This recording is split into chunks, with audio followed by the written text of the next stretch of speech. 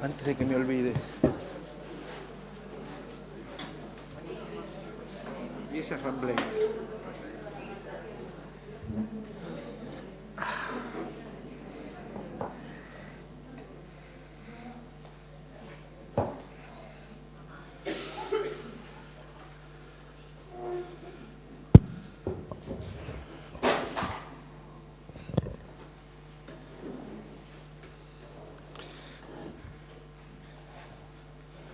Bueno, buenas tardes. Muchas gracias por la asistencia a pesar de la lluvia.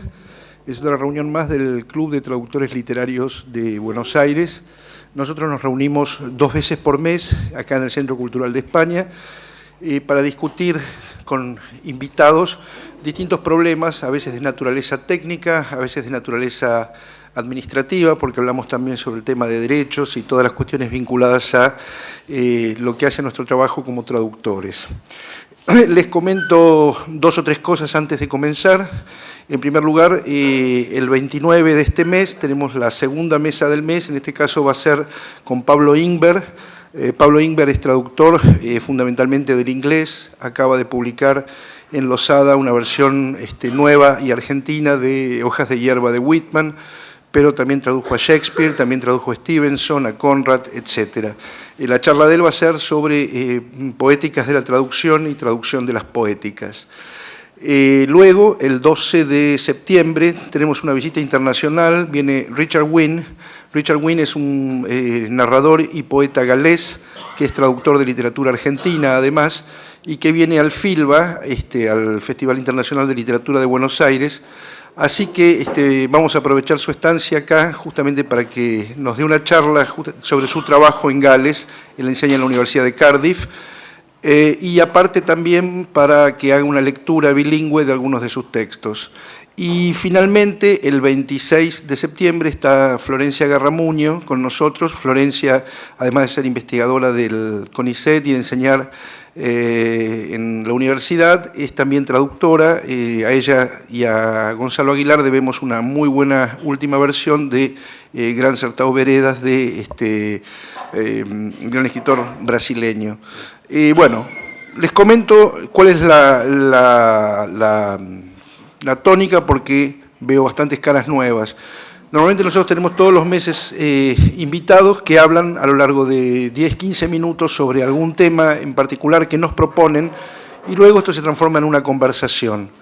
Para que esto sea una conversación vamos a tratar de ser ordenados, pero por otro lado les comento que nadie puede hablar hasta no recibir de las manos de alguno de los muchachos del Centro Cultural de España el micrófono, porque esto se graba siempre, después se cuelga en la página del Centro Cultural de España y en el blog del Club de Traductores, ya que hay mucha gente, no solamente en Buenos Aires, sino también en Argentina y en el exterior, que después ve estas grabaciones y demás.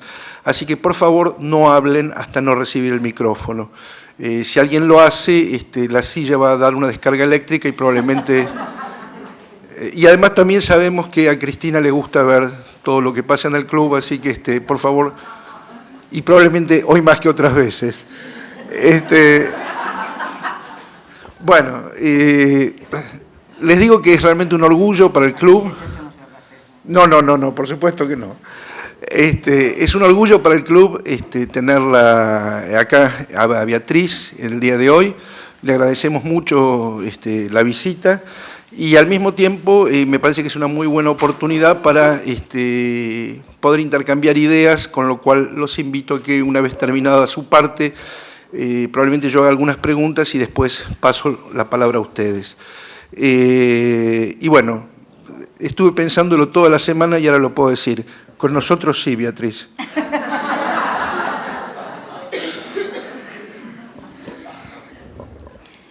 Bueno, buenas noches. Yo tengo que agradecer mucho que me hayan invitado. Soy una usuaria de la página. O sea que estoy pagando mi tributo, creo. Dicen que Internet es gratis, pero no, uno finalmente hay un momento que paga. Se paga. Se paga. Soy una usuaria de la página y, bueno, soy amiga de algunos traductores, de muchos traductores. No soy traductora, aunque he traducido mucho en mi vida. traduje para la revista Punto de Vista casi todo lo que ha sido publicado en ella, y después traduje para Ganarme la Vida en algún momento, o sea que he traducido mucho. Nunca me consideré, en ninguna de esas circunstancias, me consideré que estaba traduciendo como una traductora. Me consideré que estaba traduciendo como alguien que tenía que hacer un trabajo. Ni siquiera tengo los diccionarios especializados que tiene todo traductor y toda traductora en su computadora o en su biblioteca. Lo que sí siempre me ha interesado la traducción y he discutido bastante con gente interesada por la traducción, por ejemplo con Nora Catelli, la crítica que vive en Barcelona, y me ha interesado y tengo muy pocas cosas para decirles a ustedes que son traductores, y pensando, yo le había prometido a Jorge algunas experiencias mías con la traducción, pero con la traducción de otras personas, qué me pasaba a mí, o con la posibilidad de traducir o con la traducción de otras personas. Y son 4 las experiencias que les traigo, son todas muy diferentes y sobre ellas voy a hablar brevemente. La primera, el título era Opacidad, que es la sensación, yo diría, típica que produce la lengua, no simplemente la lengua en el momento de ser capturada por la traducción, sino la lengua. Y algunas de estas experiencias están vinculadas con la opacidad, sin duda la primera. Más que con la opacidad, la primera está vinculada con la oclusión absoluta de sentido. No con la opacidad, sino con la oclusión absoluta de sentido. La primera experiencia, yo tenía 17 años y frecuentaba una casa donde todos los sábados tenía lugar una tertulia literaria filosófica presidida por un filósofo dedicado a la estética, filósofo de origen marxista, ex miembro del Partido Comunista, estamos en 1960, dedicado a la estética, que fue importante en mi vida y también en la vida de otras personas, fue importante en la vida de Sebrelli también, es decir, un hombre que casi no escribió, hay 2 libros recopilados de él, pero casi no escribió. Su nombre era Héctor Raurich, que mantenía con los integrantes de esa tertulia, Raurich, una relación completamente horizontal y democrática, pensando que él, que tenía en ese momento unos 60 años, y yo, que tenía 17, podíamos establecer un diálogo igualitario, cosa que era completamente fantasiosa, era la ficción que despierta una tertulia despierta ese tipo de ficción. Un día él se enteró de que yo sabía bien inglés, o sea, acá hay que ponerle las comillas correspondientes, sabía bien inglés. En efecto, desde un punto de vista, yo sabía bien inglés, desde un punto de vista. Y me dijo, ¿por qué no te traducís un canto de Ezra Pound? Y lo leemos después juntos. Él no leía inglés, leía algo de alemán, leía francés, una típica cultura argentina de comienzos de siglo. Entonces leía italiano, leía francés, leía algo de alemán que había necesitado para la filosofía, no leía inglés. Y yo ese sábado le dije, ¿cómo no? Para el sábado que viene. Para el sábado que viene lo traigo, dado que yo había comprado Mitchell's, todavía la librería donde compraba Borges todavía existía, y yo tenía los cantos de Pound. Tenía el objeto cantos de Pound, tan inaccesible como la tecnología de este micrófono para mí. Pero había mirado que los cantos de Pound duraban una cantidad de páginas que yo consideraba que podía traducir en una semana con facilidad. En efecto, me pongo el domingo en esa misma casa donde yo eventualmente vivía, a donde este hombre iba con su tertulia, me pongo el domingo dispuesta a traducir ese mismo domingo el canto de Pound, y me doy cuenta de la imposibilidad absoluta. Sí, no que no podía traducir un poco o que tropezaba con alguna dificultad, sino que no podía traducir radicalmente nada. decir, que podía elegir palabras dentro de esas páginas para traducir, pero que no podía traducir un solo verso, digamos.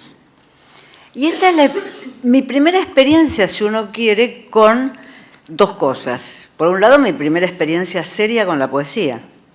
Una experiencia de no lectura, uno podría decir, porque tampoco podía leerlo en inglés. Me di cuenta que no solamente no podía traducirlo al castellano, sino que tampoco podía leerlo en inglés. Es decir, mi primera experiencia seria con la poesía era que me era radicalmente inaccesible, absolutamente inaccesible.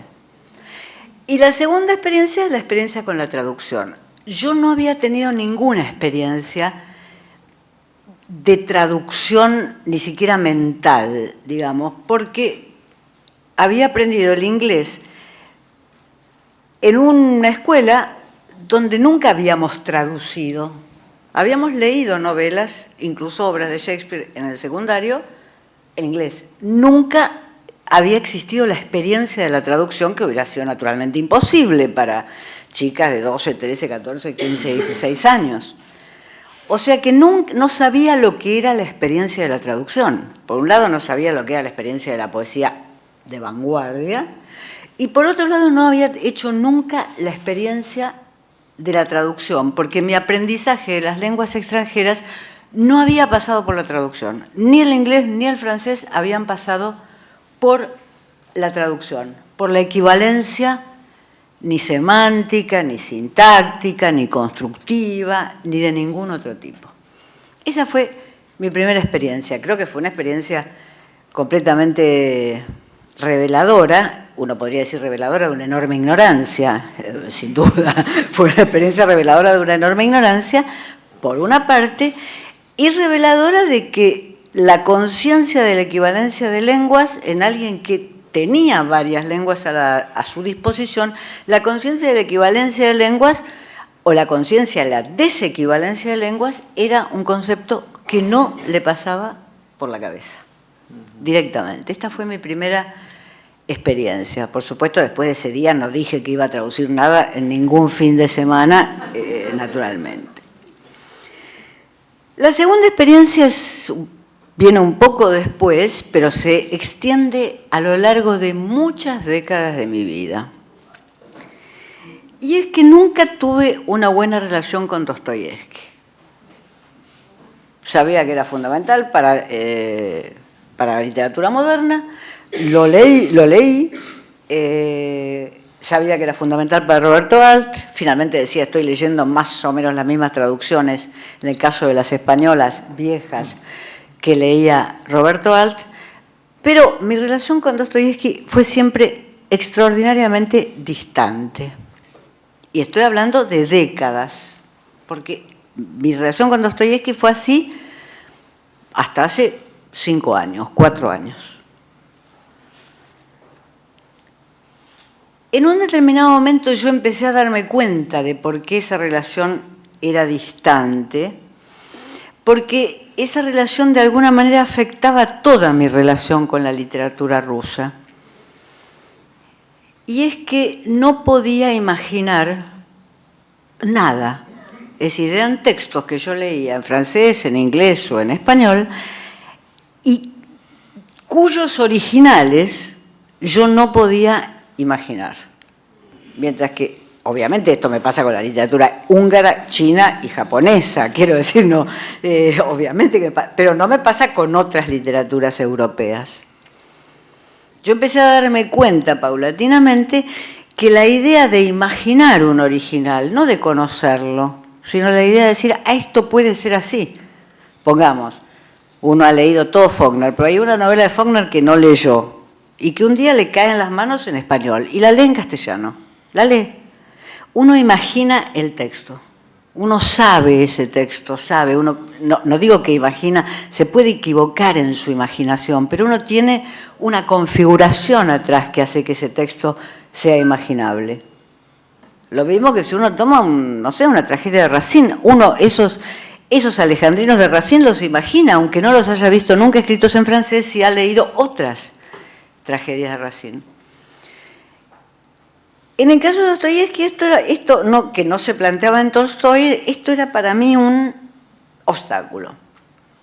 En el medio había leído la crítica que Edmund Wilson le hace a la traducción de Nabokov de Eugenio Onegin, y crítica que me parece verdaderamente extraordinaria, y que Nabokov obviamente no acepta, pero que marcaba una serie de problemas de la traducción, que me explicaban también porque yo nunca había podido leer Pushkin, y ahí me quedé tranquila, ahí me quedé completamente tranquila porque nunca había podido leer Pushkin. ¿Hasta qué sucede? Se interpone otra lengua extranjera con la cual no tengo una relación de mucha naturalidad. Tengo una relación buena, pero no una relación de mucha naturalidad. Que es que encuentro... ¿Qué me dicen? Es decir, antes de encontrar, me dicen, Dostoyevski está extraordinariamente traducido al alemán. Hay un alemán, Ruther, que dedicó su vida a la traducción de literatura rusa y en especial a Dostoyevski. Está extraordinariamente traducido y entonces esta enfermedad que a vos te aqueja, es posible que encuentres una cura en estas traducciones. Y esto sucede hace muy poco tiempo y en efecto yo compro el doble en alemán y tengo una especie de deslumbramiento, en principio porque no me había dado cuenta de la beta humorístico-fantástica de la novela. La había leído siempre como una historia de una locura. Siempre la había leído como una historia de una locura, un doble que, de hacer una primera torpeza en un baile, en el primer baile al cual asiste, empieza una historia de una locura paranoica. Cree tener un doble y, por tanto, empieza una historia de una locura paranoica. Y nunca había percibido a fondo la beta humorístico desrealizante que tiene la novela. Esto sin duda debe tener que ver con lo que me han certificado gente que sí lee muy bien, de origen alemán, de que las traducciones de Dostoyevski al alemán son muy buenas, pero yo me quedo con otra explicación que se aplica a mi caso en particular, que es que se me ha repuesto una lengua extranjera con la cual yo no tengo una relación fácil. Es decir, no me hubiera pasado esto con el francés ni con el inglés. Me pasa con el alemán, una lengua con la cual yo tengo una relación puramente literaria.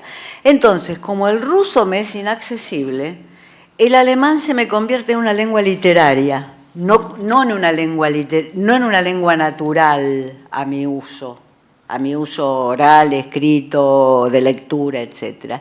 Y eso le establece, además de las bondades de esta traducción, que sería una pedantería de mi parte decir que son infinitas, dado que mi dominio de alemán no podría convalidarlo. Mi dominio de alemán, como digo, es un dominio normal, que no puede convalidar un juicio. Lo que me quedé pensando en esta experiencia de lectura es que ahí yo podía tener un texto que no era el de mis lenguas habituales y que esa extrañeza que producía el texto es el que me restituía una lengua inaccesible, no leo ni los caracteres cirílicos, una lengua completamente inaccesible para mí, que era el ruso.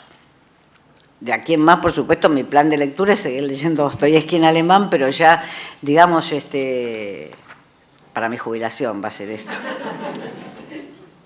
La tercera experiencia también tiene que ver con el alemán y me fue proporcionada por un profesor de alemán del Instituto Goethe, Wolfgang Tichy, que yo le estaba comentando que estaba estudiando algunas cosas de la ciudad de Buenos Aires en los 30 y me dice, pero vos no conocés la novela alemana sobre Buenos Aires en la década del 30.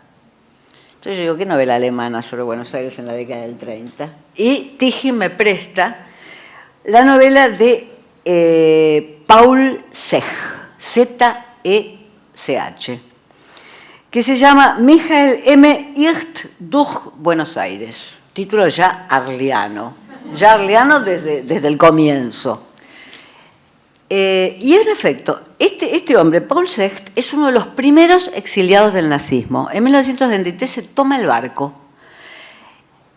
No se sabe si por casualidad o no ese barco, es decir, si elige Buenos Aires o hubiera elegido otra parte, o era el primer barco que salió de Hamburgo. El asunto es que el tipo llega a Buenos Aires y escribe en Buenos Aires esta novela que es completamente arleana. Es una novela de Roberto Arlt escrita en alemán,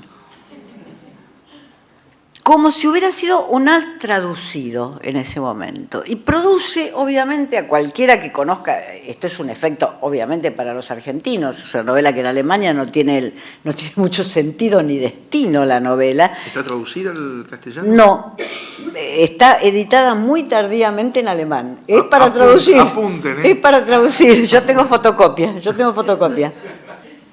Y además observa muy bien Buenos Aires, ¿eh? Muy bien observa Buenos Aires. Empieza por una pensión del puerto, él va a parar a una pensión, el personaje, que es obviamente él, Michael M., empieza por una pensión del puerto, luego va haciendo algunas amistades por la ciudad, observa los barrios más ricos de la ciudad, observa muy bien Buenos Aires. En Alemania esta novela no tuvo ningún destino. La edición, que presumo Tiggy tampoco sabía, que es la primera, es una edición de la década del 70, o sea que no tuvo ningún destino, y por supuesto que no va a crear ninguna sensación en esta lengua, salvo a los argentinos, o algún conocedor a fondo de Roberto Arlt, digamos, algún conocedor extranjero a fondo de Roberto Arlt. Es una novela que fue escrita en alemán, es decir, que no fue objeto de ninguna traducción, y que sin embargo uno la traduce permanentemente mientras la va leyendo. Mientras va leyendo uno va haciendo de esa novela una especie de objeto equivalente en castellano. Y el objeto equivalente en castellano que uno construye es una novela de Roberto Arlt. Es algo parecido, sin la grandeza de Roberto Arlt, no es un escritor de estas dimensiones, pero es algo parecido a una novela de Roberto Arlt. Y la cuarta experiencia es de alguien que no tiene ninguno de estos problemas, porque todas estas son experiencias de problemas o de personas que vivimos en un país donde está Roberto Arlt, o de personas que creen que pueden traducir los cantos de Pound, o de personas que no saben leer los caracteres cirílicos, es decir, de personas como yo. La cuarta experiencia que quiero traer para marcar, y con esto termino, para marcar una diferencia fundamental, es la experiencia de Barthes, de Roland Barthes, con la literatura en lenguas extranjeras al francés, que es una experiencia en grado 0. Es muy notable, Barthes trabaja muy poco con literaturas ajenas a la lengua francesa, pero trabaja, como ustedes recordarán, trabaja muy a fondo el Werther en fragmentos de Un discurso amoroso, y en el seminario Preparación de la novela trabaja con el haiku, considerando al haiku como una semilla de narración que la novela haría expandir, que la novela haría crecer. Por supuesto que en ningún momento Barthes se plantea en las notas de su seminario, que son notas en la edición que han salido ahora de las notas del seminario, son notas extremadamente minuciosas, en ningún momento se plantea que él está trabajando sobre una forma poética que tiene un determinado, digamos, una determinada prosodia. Lo único que se plantea es que son 4 versos, digamos, porque bueno, ya no plantearse eso ya es salir del haiku. En ningún momento se plantea que tiene una determinada prosodia en su lengua original, y opera como si toda la literatura del mundo hubiera sido escrita para confluir en la lengua francesa. Y es muy extraordinario lo que dice en el comienzo, dice exactamente así. Se dirá, se cubre de la objeción, se cubre de lo que estamos diciendo, dice, se dirá, Barthes hace una filosofía del haiku escrito, mientras que originalmente era evidentemente dicho. Pero yo no me ocupo del origen, de la verdad histórica del haiku, para mí, sujeto francés, que lee traducciones en antologías. Punto y listo.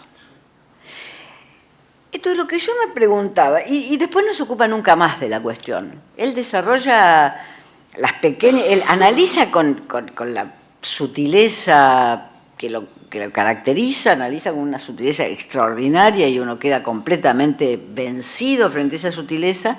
No se ocupa nunca más de la cuestión. de que está trabajando sobre textos traducidos, que además son textos poéticos, como no se ocupa nunca de eso. Nunca se ocupa, nunca que trabaja con literaturas extranjeras al francés, se ocupa de esa cuestión. Entonces yo decía, esta cuestión no toca a uno de los críticos con mayor oído para la lengua que uno tiene, que uno puede encontrar, con mayor oído para el sentido que uno puede encontrar. No lo toca, hay cierta colocación de seguridad en la propia lengua, en el francés de Barthes, hay cierta instalación definitiva en esa lengua que hace que estas experiencias, que hace que no solamente su talento, sino también esa seguridad lo haya como liberado de estas experiencias desdichadas que podemos llegar a tener los rioplatenses. Yo veía ahí como una especie de diferencia en el mapa de las lenguas. Barthes jamás hubiera aceptado que hubiera una diferencia en el mapa de las lenguas, jamás, por supuesto. Ahora, al mismo tiempo, operaba sobre esas lenguas, en esas traducciones que él usaba para analizar los haikus, como si hubiera una diferencia en el mapa de las lenguas. Y en la otra punta nosotros operamos como esa máquina incesante de traducciones que fue de alguna manera toda la historia de la literatura argentina, que es en parte, y lo hablábamos hace un rato, una máquina incesante de traducciones.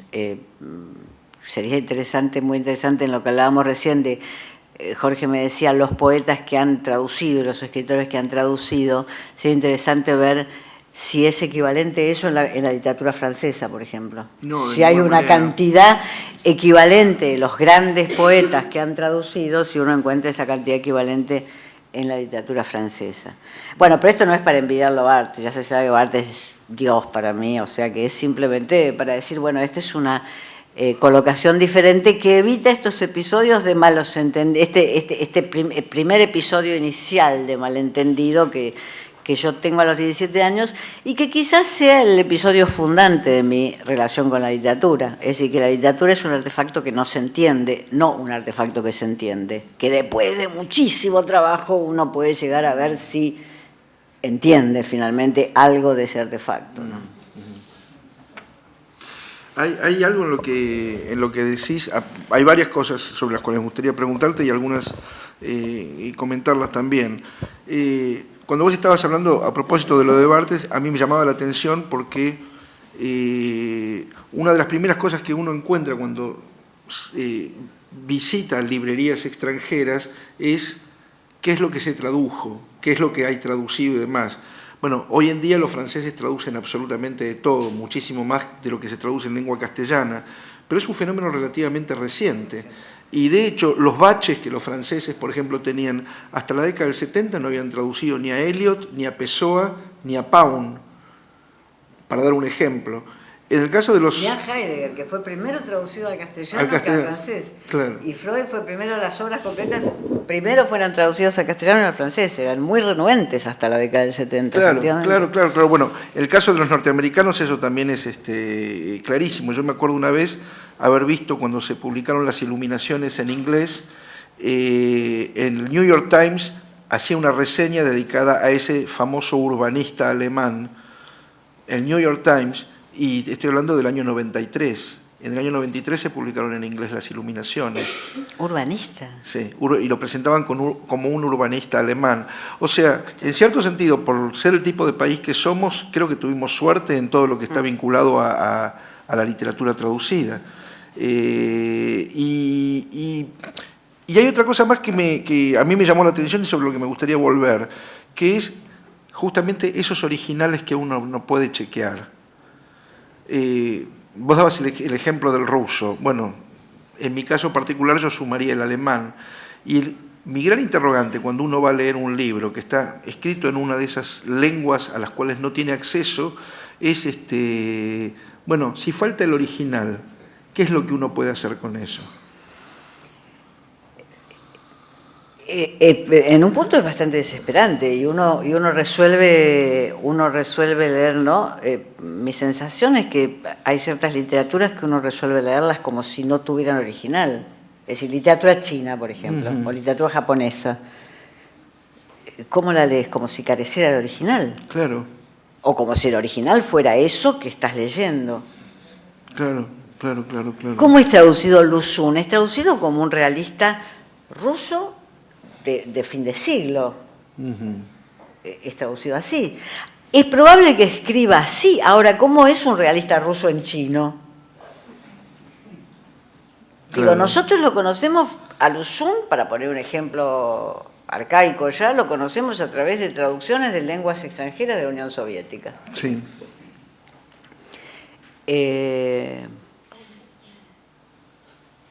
¿Cómo es eso? Yo creo que en algunas lenguas uno ha dicho, como esta lengua no la voy a aprender nunca, ¿no? Uno dice, no, nunca voy a aprender chino, nunca voy a aprender japonés, entonces, como esta lengua no la voy a aprender nunca, voy a hacer como si esta lengua no existiera y que el original no existe, sino que el original es la traducción para mí.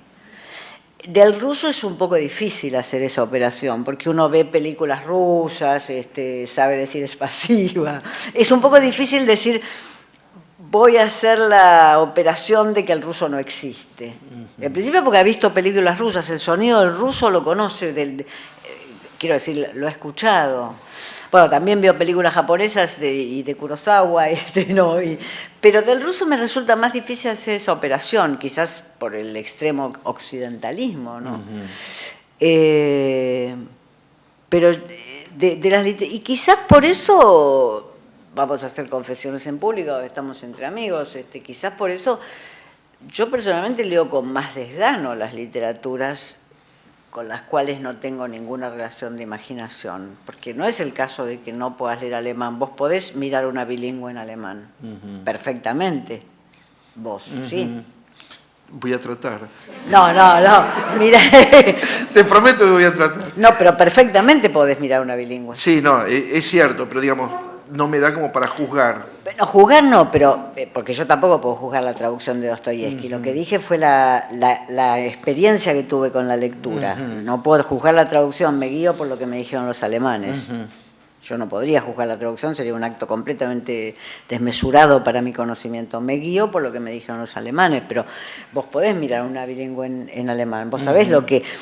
el ancla que es una bilingüe, no digamos en las lenguas próximas, mi manejo del italiano es pésimo, pero no puedo concebir leer la Divina Comedia sin una bilingüe, y mi manejo es muy malo de ese italiano, es pésimo, pero mientras que sería completamente intransitable una bilingüe en japonés. Sí.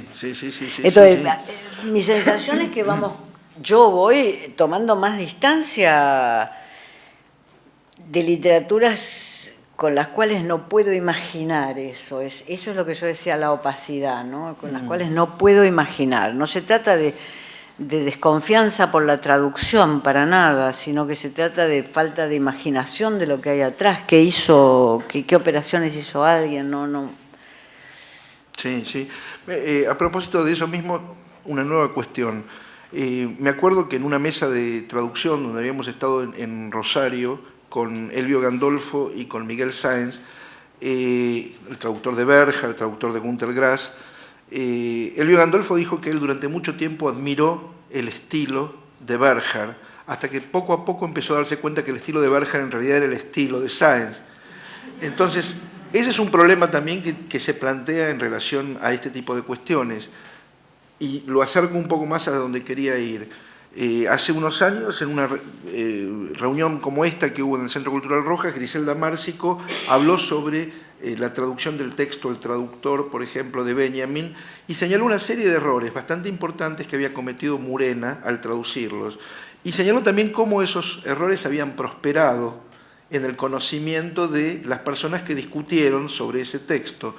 Bueno, entiendo que este tipo de problemas se multiplica cuando se trata ya no solamente de textos de naturaleza literaria, sino también ensayística, crítica o política, llegado el caso. ¿Cómo te fue a vos con ese tipo de cuestiones?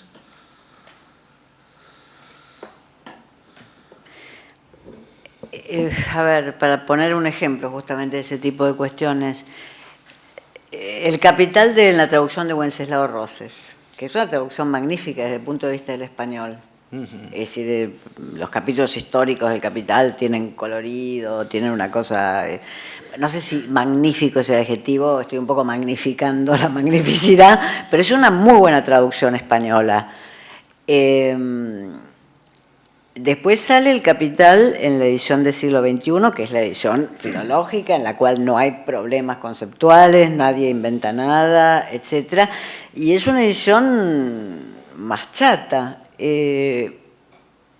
Yo había leído la traducción de Roses de Fondo de Cultura Económica y, por supuesto, mi uso ahora es la del siglo XXI, ¿no? Que sería completamente psicótico teniendo una buena traducción posterior, hecha con todas las correcciones que vinieron de los manuscritos, etcétera, usar la de Fondo de Cultura, pero no sé si mi lectura hubiera sido si hubiera entrado tan fácil al Capital en una u otra versión. O sea que a veces ciertos errores o ciertos pasajes que faltan, por ahí no son tan importantes si la traducción es muy, no diría seductora, sino si la traducción te agarra, te hace entrar en el texto.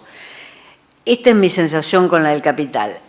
No es la sensación que uno tiene con Benjamin, porque las traducciones de Jesús Aguirre no solamente son malas desde el punto de vista filosófico, sino que son horribles desde el punto de vista del castellano. Entonces, con Benjamin no se podría decir lo mismo, no tiene los méritos de la traducción de Wenceslao Roses del Capital de Marx. Entonces, cuando uno lee las traducciones nuevas, digamos, que están apareciendo, afortunadamente, las traducciones nuevas que están apareciendo de Benjamin, en principio salva los errores, pero al mismo tiempo a nadie le iba a pasar como con el Capital de Marx, con Benjamin. Es intransitable Aguirre. De todas maneras uno tendría que ir y llevarle un ramo de flores a Aguirre porque lo tradujo, cuando nadie, excepto Murena. Y ahí hubo un obstáculo para la traducción de Murena en la izquierda, que eso se ve bien en la historia de la recepción de Benjamin, porque, bueno, la izquierda no leía las cosas de Murena, entonces no leía la colección de estudios alemanes de Murena y, por tanto, tuvo que llegar la traducción de Benjamin vía Taurus Madrid. Claro. O sea, es mejor que las traducciones sean buenas, sin duda, pero hay veces que hay cierto magnetismo que tiene una traducción que no es extraordinariamente buena filológicamente, que facilita las cosas, ¿no? Bueno, ahí, por ejemplo, y ya en el terreno estrictamente literario, uno podría pensar en una traducción como la que hizo Borges de Las Palmeras Salvajes, que supuestamente es un Faulkner marginal, y que está traducido muy a la Argentina, hay toda una política de traducción ahí, que Borges habla de la tranquera, de los caranchos, y etcétera, etcétera, y que supuestamente recorrió toda América Latina, la leyó García Márquez, la leyó Vargas Llosa, produjo lo que produjo. Efectivamente.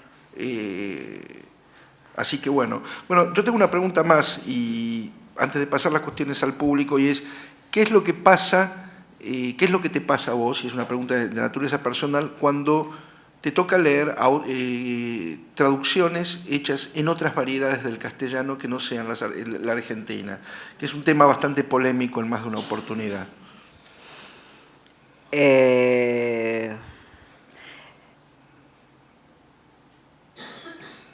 Bueno, únicamente leo buenas traducciones al castellano, o sea que leo todas las argentinas.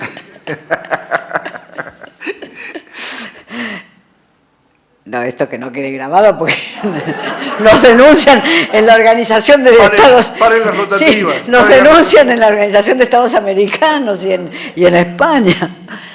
Hubo un momento en que era una catástrofe, ¿no? Yo lo creo, sí. Hubo un momento en que eran catastróficas.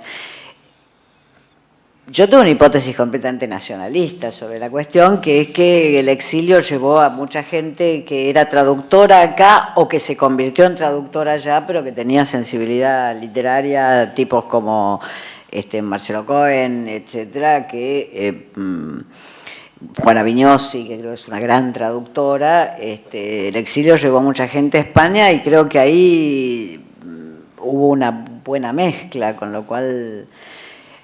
Me parece que las cosas van mejor, son mejores ahora, pero hubo una época que no se podían leer, directamente, y no tengo esa sensación ahora.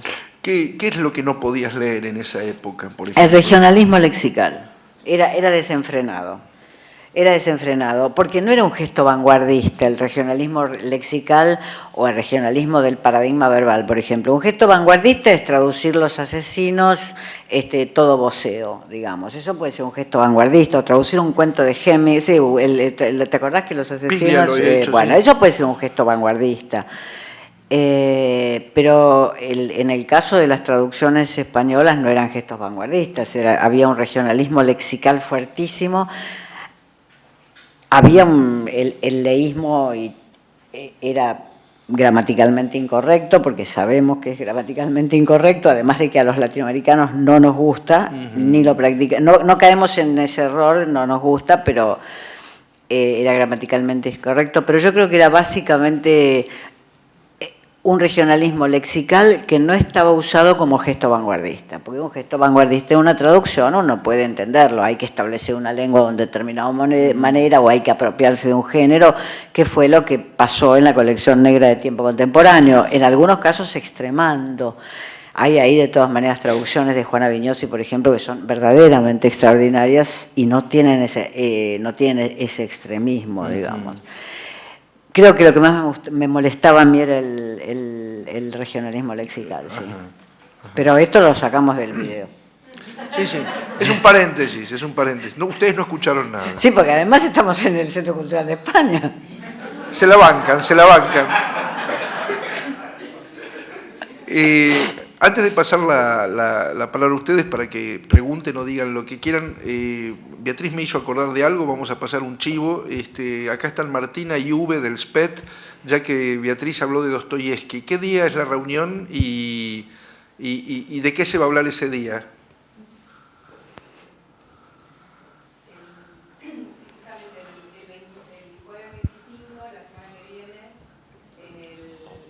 Gracias. La semana que viene, ¿se escucha? ¿Sí? ¿No? Ahí. La semana que viene, el jueves 25 a las 18:30 en el Instituto de Lenguas Vivas, que queda en Carlos Pellegrini 1515, ahí van todos los datos formales. Va a hablar Omar Lobos, que es traductor del ruso, precisamente en particular de Dostoyevsky, y bueno, va a hablar en principio sobre su experiencia de traducción. Vamos a cotejar también fragmentos traducidos por diferentes traductores en diferentes momentos, y se va a hablar de la problemática en general de traducir a Dostoyevsky al castellano. No sé, Uwe, si querés agregar algo.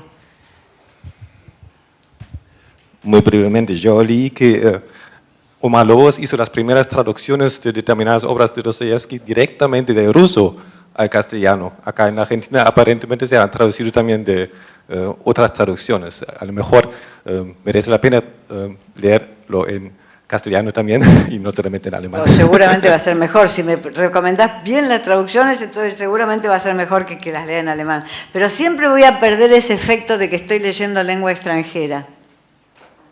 Y bueno, ya que estamos, Uwe, ¿conoces al traductor alemán de Dostoyevsky al que se refería? Luta.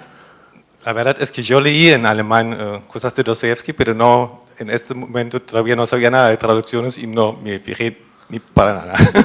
¿Y Dostoyevsky en alemán te hizo pensar en el castellano? No sabía el castellano en este momento. No, en realidad yo aprendí durante algunos años el ruso, es decir, no puedo reproducir esta experiencia y ahora tengo muchas ganas de discutir con Omar Lobos porque creo que sabe un pedazo de estas cosas y va a ser una buena posibilidad para retomar la lectura de Dostoyevsky. Bueno, ¿quién rompe el fuego? Tienen 3 segundos y no designo yo.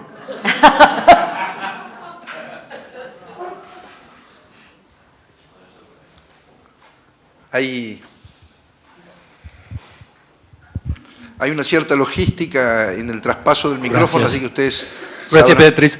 Simplemente una pregunta muy fácil, que cada traducción de un libro, ya sea de poesía, de ficción, lo que sea, es una crítica a ese libro también. ¿Qué relación tiene la traducción con la crítica literaria?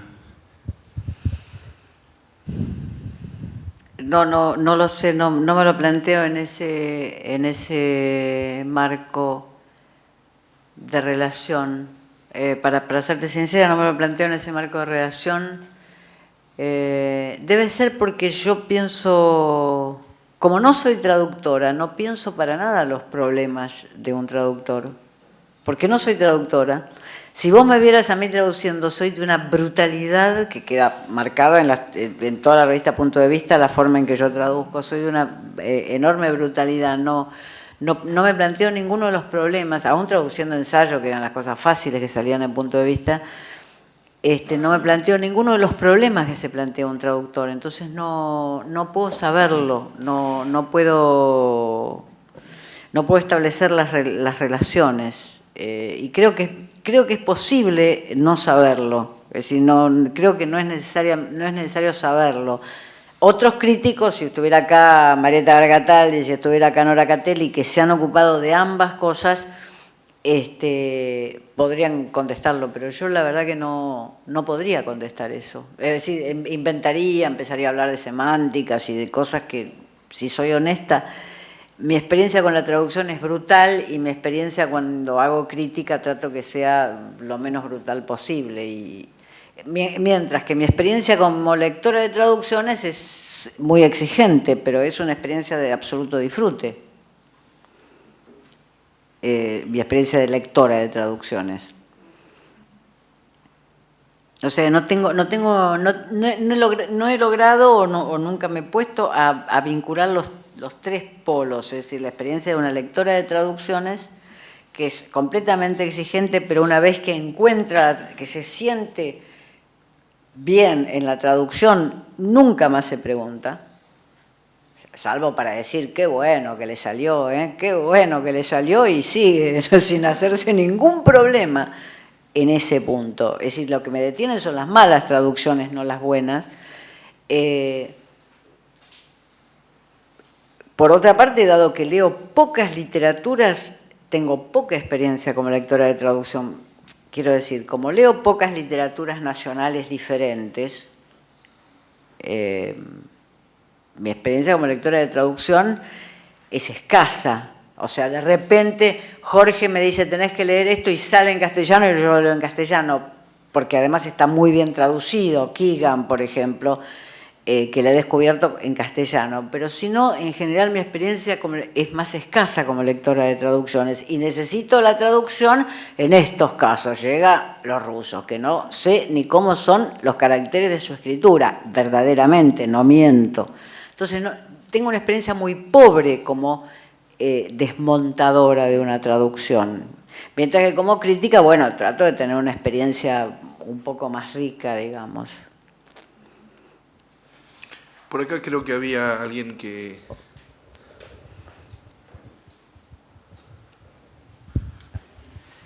Bueno, viene al caso porque yo quería preguntar sobre el vínculo entre la experiencia de lectora de traducciones y de crítica. ¿Cómo hace uno para juzgar en su mapa de lecturas la calidad o el peso específico que puede tener un autor en una lengua que uno desconoce completamente? Por ejemplo, no sé, ahora hay una moda de leer húngaros y uno conoce 3, 4 nombres, pero no sabe a qué remiten. Es como explicarle a los húngaros quién es Roberto Arlt, no sé. ¿Cuál es la experiencia de ustedes dos en ese ámbito? Yo en lo personal esa es una, digamos, he leído a este húngaro que está muy de moda, una novela, dije qué linda, y después ya no logré volver a interesarme. No tiene nada que ver, creo, con la literatura. ¿Cómo se llama el húngaro que está muy de moda? Sándor Márai. Sándor Márai. Leí, creo que Una mujer justa. No, leí la entrevista, la que es una entrevista entre dos hombres viejos. El último encuentro. Y después ya no logré interesarme en Una mujer justa. Y yo creo que tiene que ver con que no, de nuevo, desconozco literatura húngara, no sé dónde colocarlo. Este es lo primero, no sé dónde colocarlo a Sándor Márai. No sé si es un reaccionario que reacciona contra una vanguardia que estaba escribiendo en ese mismo momento y él se plantea como el último Lampedusa de Hungría. No sé, o si por el contrario la literatura húngara era toda así y él es la culminación porque era tardía. No sé dónde colocarlo. Entonces la incomodidad de no poder saber dónde colocarlo es enorme, es enorme. Es así. Me da la sensación de que hay, de la misma manera que hay distintos oyentes, hay también distintos lectores. Hay oyentes que escuchan un disco y no necesitan ningún contexto, se sienten cómodos con lo que están escuchando, dicen qué lindo, y después ponen otro disco distinto y así. Hay otros que les gusta saber todo lo necesario, en qué lugar de la historia de la música entra ese tipo, cómo funciona, etc. Y en el caso de las literaturas creo que se vuelve todavía más complejo justamente por este tipo de datos que está planteando Beatriz. O sea, ¿cómo ubicás a un escritor en una serie histórica?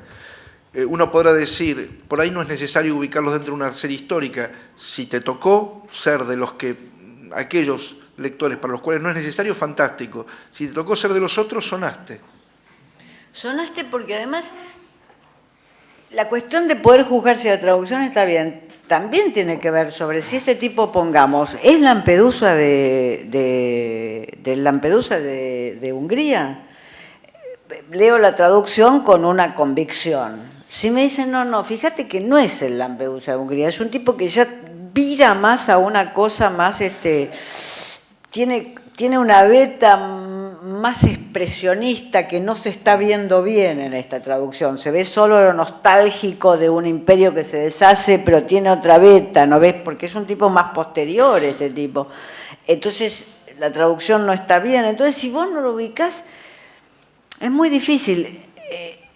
Yo creo que con lo de la música es exactamente igual, ¿no? Yo no soy el nivel de tu obsesividad con la música, jamás sabría tanto de un disco como el que sabés vos, pero efectivamente los que somos profesionales de la crítica, efectivamente, y profesional es una palabra horrible, pero los que ya después de 50 años uno es un profesional, le guste o no, como los futbolistas profesionales, que es otra palabra horrible, sin ese suelo es muy difícil leer y leer una traducción también. Ahí es donde faltaría a veces lo que apuntaba la otra persona sobre el vínculo entre el crítico y el traductor, que realmente hicieran un link, ¿no? Que fuera una tarea más informativa y enciclopédica la del crítico.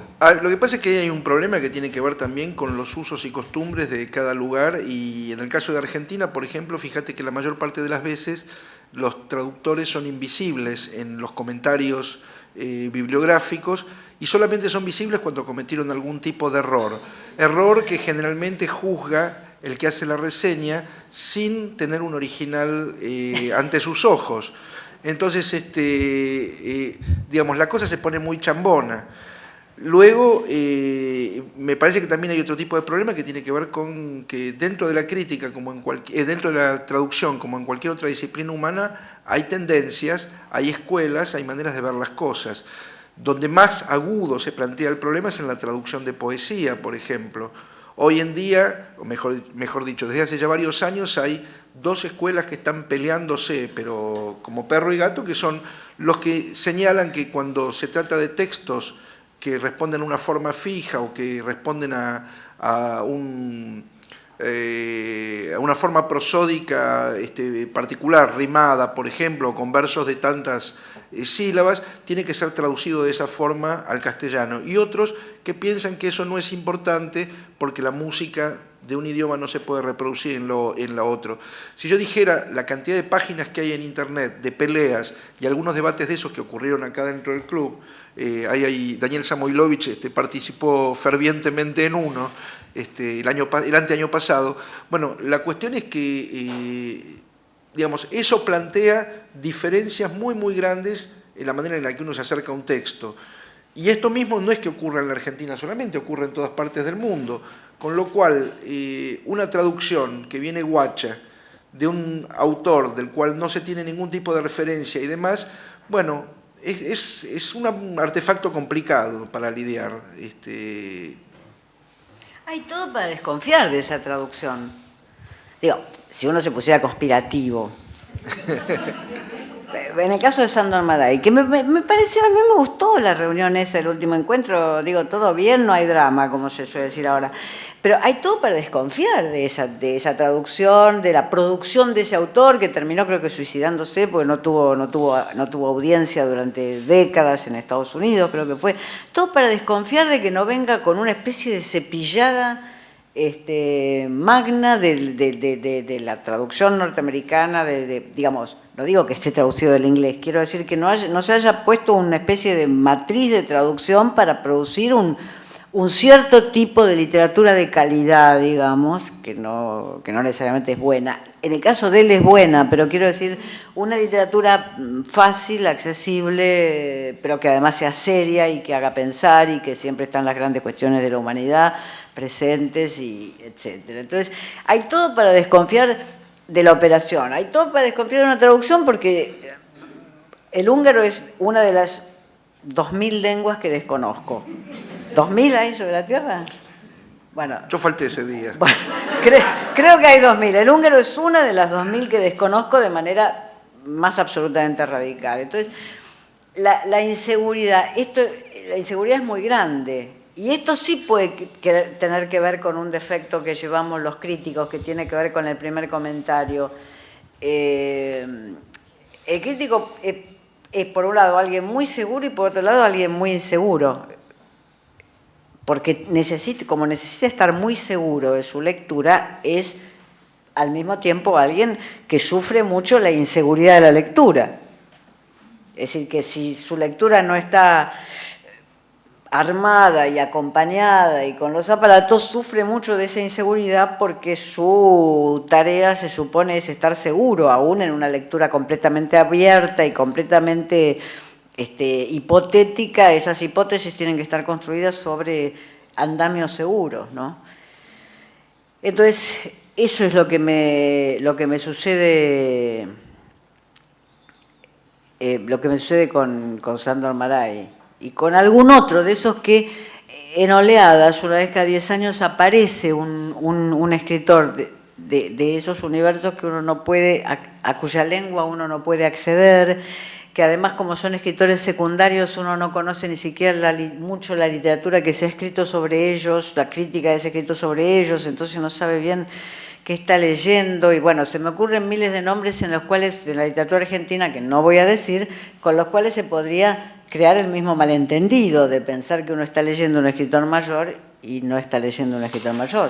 La pregunta entonces, y me desvío un segundito de la cuestión antes de pasar la palabra a otra pregunta más, es ¿qué hacemos con esas literaturas que nos resultan tan lejanas y que no forman parte de los universos posibles? ¿Cómo acercarse a esas literaturas? Lo pregunto básicamente porque evidentemente hay muchísimas cosas de la literatura centroeuropea que funcionan así, pero también en los márgenes, si se quiere, de lenguas que nos resultan muy familiares. Por ejemplo, ¿qué pasa con la literatura australiana o con la literatura canadiense, por ejemplo? ¿Cómo se ubica uno frente a ellos? Pero ya con la literatura australiana o la canadiense me parece que ya es cuestión de comprarse un pasaje de avión, me parece que es más fácil la cuestión, dado que uno está en esas lenguas instalado. O sea que no hay problema. Vos en vez de irte a Irlanda, te vas a Canadá y ya está. Nos traes todos los canadienses que hay que leer y los leemos. Es más, nos cotizamos, te pagamos el pasaje. Me parece que ahí es más fácil el asunto. ¿Cómo es el asunto de la Weltliteratur? Esto que Goethe inventa como categoría, y qué relación podemos tener con la Weltliteratur. Yo hace mucho que dejé de creer que tengo una relación con la Weltliteratur y con el mundo en sí mismo. Es decir, creo que tengo una precaria relación con algunas literaturas. Y hace mucho que sé que no tengo una relación con una Weltliteratur, que no la tengo.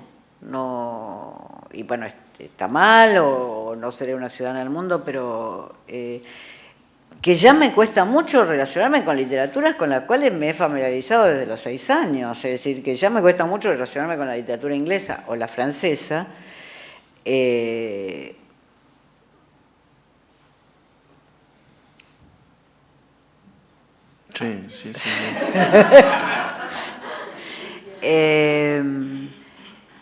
Pasa en otra, también pasa con otras formas artísticas, digamos.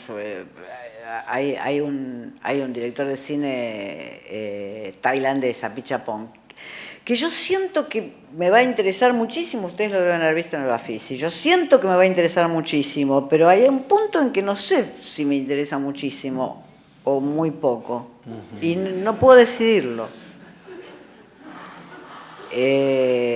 No puedo decirlo. Y no me pasa con Kiarostami. ¿Por qué no me pasa nunca con Kiarostami? Porque vio el mismo cine que vimos todos nosotros, porque vio de Rossellini en adelante, vio el mismo cine, y entonces por más que aparezca el Irán más profundo, las formas, las escrituras son las escrituras de un cine que comienza en Europa en la posguerra italiana. Sí. Bueno, se la damos por contestada, ¿no? Daniel. No, yo quería retomar lo que había dicho Beatriz acerca de, al principio, cuando habló de Dostoyevsky, dijo una lengua que no puedo ni siquiera imaginar, y ahí hizo una diferencia entre algunos que uno podría no conocer, pero sí que podría pensar que está como pescando ese imaginario. Digo, para darle filo, para diferenciar entre qué es lo que pasa con el ruso y qué es lo que pasa con simplemente el contexto del inglés en Canadá o el contexto del inglés en Australia. ¿Cuál es la distancia más radical que se establece cuando uno ni siquiera entiende los signos? La opacidad, otra vez, ¿no? Para diferenciar lo que es una distancia que uno puede cubrir con una cierta ensoñación, con la imaginación, con una pizca de palabras que se parecen a un idioma que uno conoce y las que no puede cubrir de ninguna manera. O sea, como lo que vos le decías a